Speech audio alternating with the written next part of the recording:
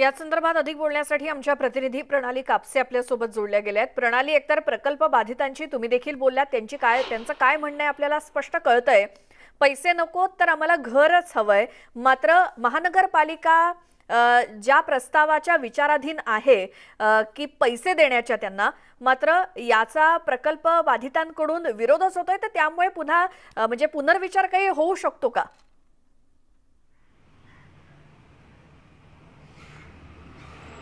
श्वेता, एक आपण बघितलं पाहिजे की हा प्रस्ताव जो आहे तो संमत झालेला आहे मुंबई महानगरपालिकेमध्ये। आता जो स्थायी समितीमध्ये प्रस्ताव आलेला आहे तो या लोकांना आपण मोबदला देणार आहोत किंवा नुकसान भरपाई देणार आहोत, ती किती दिली जावी। म्हणजे शहर परिसरात जर एखाद्या माणसाचं झोपडं असेल किंवा तो इमारतीमध्ये बैठ्या चाळीमध्ये राहत असेल तर त्याला किती रक्कम दिली जावी जर तो प्रकल्प बाधित होत असेल, किंवा जर उपनगरामध्ये एखादी व्यक्ती राहत असेल तर तिथल्या रेडी रेकनरनुसार किंवा तिथली जी काही परिस्थिती आहे त्यानुसार काय दर निश्चित केले जावे, हे दर जे निश्चित करण्याचा प्रस्ताव जो आहे तो स्थायी समितीमध्ये आलेला आहे। दुसरा एक महत्त्वाचा मुद्दा म्हणजे ज्यावेळेला हा प्रस्ताव महासभेमध्ये संमत झाला त्यावेळेला नागरिकांकडे हा पर्याय असेल असं सांगितलं गेलं होतं की नागरिक ठरवतील की त्यांना घर हवं आहे की त्यांना पैसे हवे आहेत। पण आता मात्र जो प्रस्ताव आहे या प्रस्तावामध्ये असं स्पष्ट दिसून येत आहे की कुठल्या लोकांना पैसे दिले जावे हा संपूर्ण अधिकार आयुक्तांना देण्यात आलेला आहे। त्यामुळे उद्या आयुक्तांनी म्हटलं की या प्रकल्पामध्ये समजा आपण एक म्हटलं की पोईसर नदीच्या रुंदीकरणाचा प्रस्ताव आहे आणि त्याच्यामध्ये जे लोक बाधित होत आहेत त्यांना आम्ही घर देऊ शकत नाही, त्यांना आम्ही पैसे देऊ, तर त्या नागरिकांना ते बंधनकारक असेल का की त्यांनी पैसेच घ्यावे, की जर त्यांना वाटलं की आम्हाला घर हवं आहे आणि त्या घरासाठी आम्ही थोडी वाट बघायला तयार आहोत तर त्यांना तो पर्याय उपलब्ध असेल, हा एक प्रश्नचिन्ह निर्माण होतोय। दुसरा एक मुद्दा होतोय की झोपडपट्टी जर असेल, जर झोपडीमध्ये राहणारा व्यक्ती असेल तर त्याला जी मर्यादा आहे ती 30 लाखाची आहे आणि मुंबईमध्ये 30 लाखामध्ये दुसरं कुठेही पर्यायी घर मिळू शकत नाही। अशा अवस्थेमध्ये एका झोपडीतून निघालेला माणूस पुन्हा दुसरीकडे झोपडी खरेदी करून तिथे राहण्याची शक्यता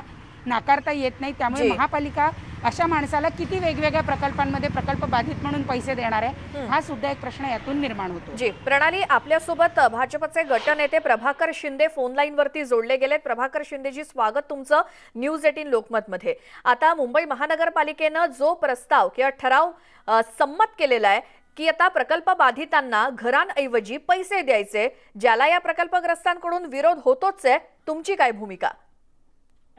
नाही, सुरुवातीला असं आहे की प्रकल्प बाधितांना रक्कम देण्याच्या ऐवजी त्यांना घरं कशी देता येतील याला महानगरपालिकेने प्राधान्य द्यावं, अशा प्रकारची आमची भूमिका आहे। याचं कारण मुंबई महानगरपालिकेच्या सभागृहात अनेक वेळा ही चर्चा झाली की मुंबई महानगरपालिकेचे अनेक व्हेकंट प्लॉट ह्याच मुंबई शहरामध्ये तसेच आहेत, किंबहुना त्याच्यावर इन्क्रोचमेंट झालेली आहे। प्रकल्प बाधितांची मुळात व्याख्या काय आहे तर जे मुंबई महानगरपालिकेचे प्रकल्प आहेत ते पूर्णत्वास नेण्यासाठी हे बाधित झालेले आहेत, किंबहुना असं योजना आली, अनेक योजना आल्या। मग मुंबई महानगरपालिकेने याच्यावर काय केलंय हे अगोदर सभागृहाला सांगावं लागेल। दुसरं असं आहे, जो महत्वाचा मुद्दा आहे की जे पैसे जे रक्कम मुंबई महानगरपालिका देणार आहे त्याच्यामध्ये आजच्या स्थितीमध्ये त्याला घर विकत घेता येतील का, त्याचं उत्तर हे नाही असं आहे। आणि अनेक वेळा घरामध्ये एकत्र फॅमिली राहते, ती विभक्त राहण्यानंतर त्यांची परिस्थिती काय राहील।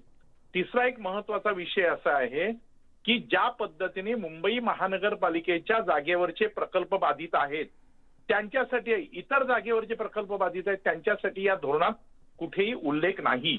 आणि म्हणून भारतीय जनता पक्षाने याच्यावरच्या त्रुटी या प्रशासनाच्या नजरेस आणून दिलेल्या आहेत आणि प्राथमिकता ह्याला आहे की अनेक ठिकाणी मुंबई महानगरपालिकेच्या व्हेकंट लँड आहेत, त्याच्यावर मुंबई महानगरपालिकेने पथदर्शी प्रकल्प उभारावा आणि या सगळ्या प्रकल्प बाधितांना त्या त्या ठिकाणी घरं द्यावीत आणि प्राधान्याने त्याच वार्डामध्ये।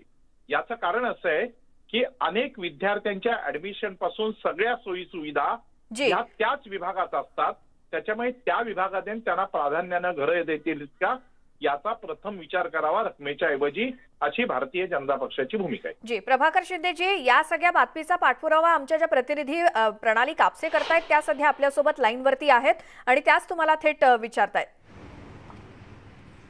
प्रणाली, प्रभाकरजी, मला एक प्रश्न विचारायचा आहे की ज्या वेळेला हा प्रस्ताव संमत झालेला होता त्यावेळी असं म्हटलं गेलं होतं की हा नागरिकांना पर्याय असेल की त्यांना घर हवंय की त्यांना पैसे, परंतु आता मात्र परिस्थिती अशी दिसून येते आहे की हा संपूर्ण अधिकार आयुक्तांना देण्यात आलेला आहे की त्यांनी ठरवायचं आहे की कुठल्या प्रकल्प बाधितांना पैसे द्यायचे आहेत किंवा त्यांना घर द्यायचं आहे. म्हणजे आता नागरिकांकडे पर्याय उपलब्ध आहे का, म्हणजे त्याची सध्याची स्थिती काय आहे याबद्दल आपल्याला काही व्यवस्थित माहिती दिलेली आहे का प्रशासनानं?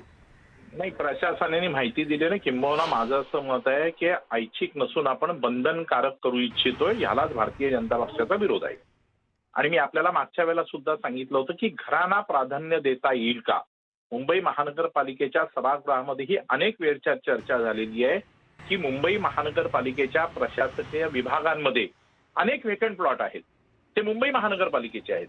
त्याच्यावर इन्क्रोचमेंट होते आणि त्या ठिकाणच्या प्रकल्प बाधितांना, जे मुंबई महानगरपालिकेच्या प्रकल्प पूर्ण होण्यासाठी बाधित झाले, त्यांना आपण दुसरीकडे कशासाठी नेतोय, हे खरं तर गणितच आम्हाला कळलेलं नाही. शिवाय त्या प्रस्तावात जो आता स्थायी समितीमध्ये आहे, जो अद्याप चर्चेला आलेला नाही, त्याच्यामध्ये सुद्धा अनेक त्रुटी आहेत. म्हणजे फॉर एक्झाम्पल तुम्हाला सांगायचं झालं तर याचा रेट आपण कशा पद्धतीने फिक्स केलाय, त्याचं गणित जमत नाहीये. आणि जर अशा पद्धतीने रेट फिक्स करणार असू तर त्या प्रकल्प बाधितांच्या भवितव्यावरच प्रश्नचिन्ह उभं राहतं. आणि म्हणून भारतीय जनता पक्षाने अनेक प्रश्न विचारलेले आहेत. किंबहुना गेल्या आठवड्यामध्ये खासदार गोपाळ शेट्टी यांनी आयुक्तांची भेट घेतली आणि आयुक्तांना आम्ही हे सांगितलं की मुंबई महानगरपालिकेचे जे अनेक प्लॉट आहेत, किंबहुना एनडी झोन जे आहेत, त्याच्यात सुद्धा या प्रकल्प बाधितांसाठी अतिशय स्वस्त घरामध्ये मुंबई महानगरपालिका घरं उभारू शकते, त्याचा आपण विचार करावा. आयुक्त त्याच्यावर सकारात्मक विचार करतील अशी आम्हाला आशा आहे. जी, प्रभाकर शिंदेजी, खूप धन्यवाद. तुम्ही न्यूज 18 लोकमतशी बोललात. आणि प्रणाली, धन्यवाद या सगळ्या माहितीसाठी. त्यामुळे जी प्रकल्प बाधितांची भूमिका आहे की आम्हाला पैसे नकोत, आम्हाला घरं हवीत, तीच भूमिका भाजपची सुद्धा आहे. त्यामुळे आता महानगरपालिका काय ठराव तर संमत झालेला आहे, मात्र पुनर्विचार होतो का हे पाहावं लागेल. एक छोटासा ब्रेक घेऊयात. या बातमीसह पाहत रहा नमस्ते महाराष्ट्र.